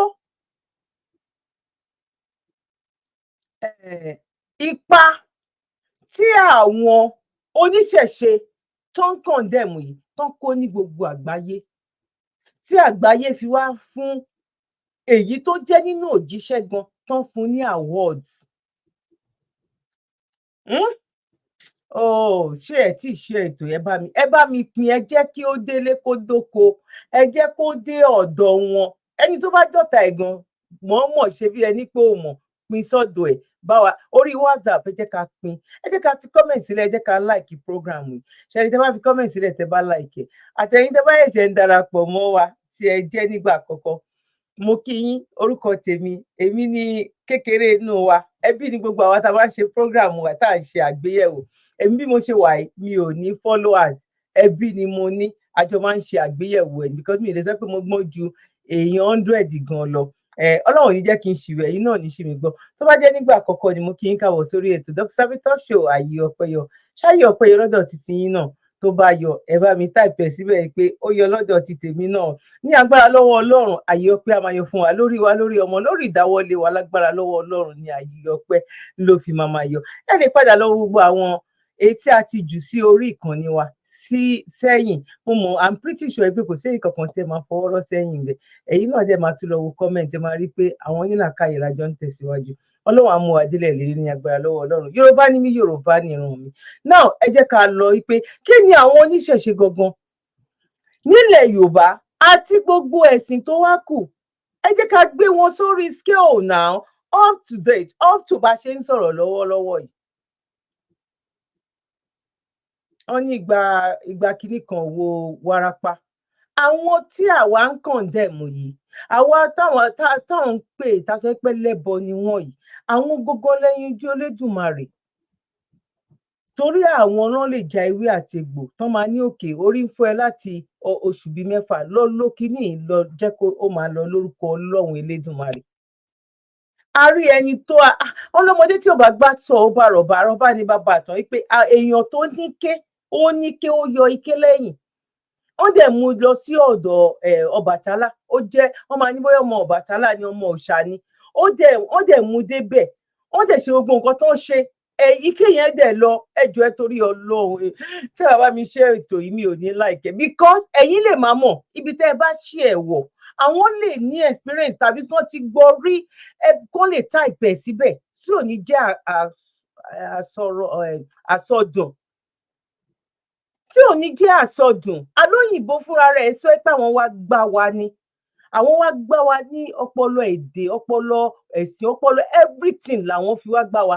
Wọ́n tún tọrọ àforíjì lọ́wọ́ wa but still yet àwọn kan mọ́ máa kú nìyẹn náà torí pé irú ipò tán bìlí pa àwọn ti wà, torí pé nǹkan tán bìlí pa àwọn jẹ náà. Kò tiẹ̀ sí èèyàn kankan tó sọ wípé padà kúrò nínú ìgbàgbọ́ tó ní understand but má condemn àwọn tó ń ṣe. Yorùbá ni mí, Yorùbá ni ìran mi. Èṣù is not Satan. On the 24 December 2023 wọ́n máa ṣe èṣù dé ní Ìkẹjà ní ọ̀tọ̀ lágbára tó tóbi. Tó bá wà lẹ́kọ̀ọ́ tó bá fẹ́ lọ bẹ̀, WhatsApp number mi wà níbàyí, WhatsApp mi kò béèrè invitation ọbẹ̀, máa send ẹ̀ sí ẹ. Èṣù ò kì í ṣe Satan.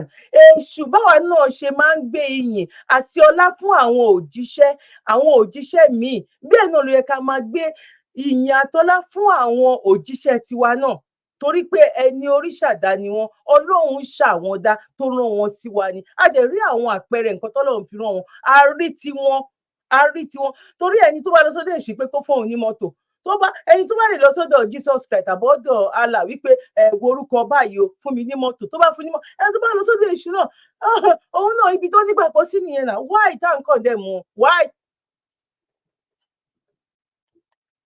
Before they met any white man, before they had any form of relationship with any white man whatsoever. And the white man himself would never have known of this method of inoculation if it wasn't for us who taught them. I am not giving you some grapevine or unverifiable piece of folktale. The story is all over the internet. You can go check it out. In the 16th century, when there was an outbreak of Chopono, an outbreak of smallpox in Boston, it was a black man from West Africa that saved them. He was the one who introduced the white community to inoculation. And in 2016, this man was recognized as the best Bostonians of all time. His name is Onesimus, and this is his story. An African slave by the name of Onesimus, that is the slave name. I'm sure that if we're able to find the real name, we will be able to trace the person to the Yoruba society, because this is a part of West Africa in which the knowledge of Shokmono was formalized and was widespread. So this person was in Boston, and there was an outbreak of smallpox. Onesimus told his slave master that we can control this smallpox. He was asked how. When he told them, everybody laughed him to scorn.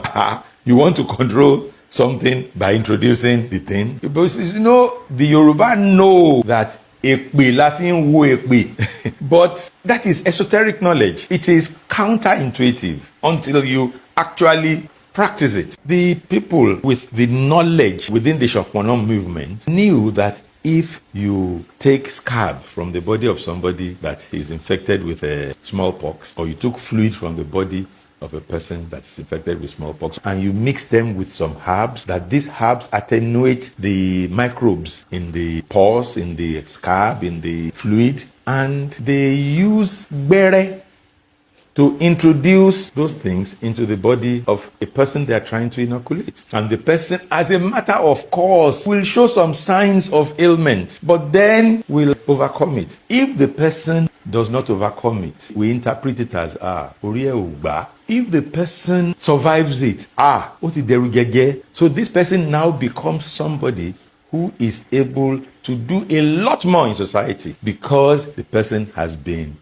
inoculated. So the slave master found it laughable, but he insisted. He told them that he's not going to be infected because he had already been inoculated from home. And when it was discovered that people around are dying, this man is not infected, then they started taking him a little more seriously. They finally started trying the thing out, and they found that it worked. And that was how the knowledge of vaccination and inoculation was taken from Yoruba land to Boston in the USA. At a time when Europeans were still bloodletting, when Europeans felt that if you are ill, it is because you have bad blood, which is where that proverbial statement comes, bad blood, that there's bad blood in you. And what they do is they cut and leak that bad blood out, just like you will open and leak the dirty engine oil from your car. And many people died in the process of letting out bad blood. So at a time that Europeans were bloodletting, the Yoruba had understood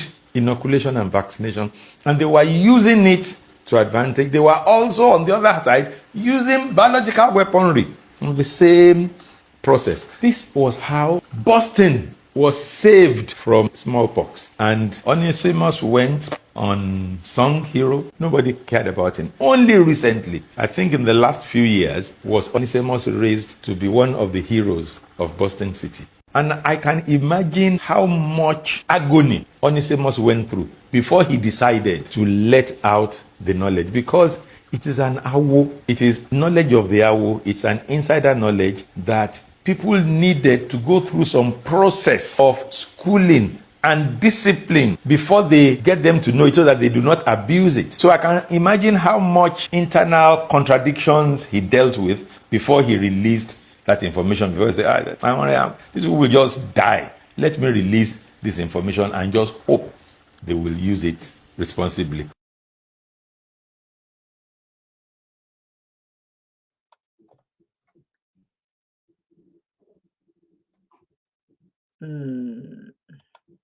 Now, a kí gbogbo wa pátápátá wípé a kú bójú ọjọ́ ṣe rí níbi tí ẹ ti bá darapọ̀ mọ́ wa.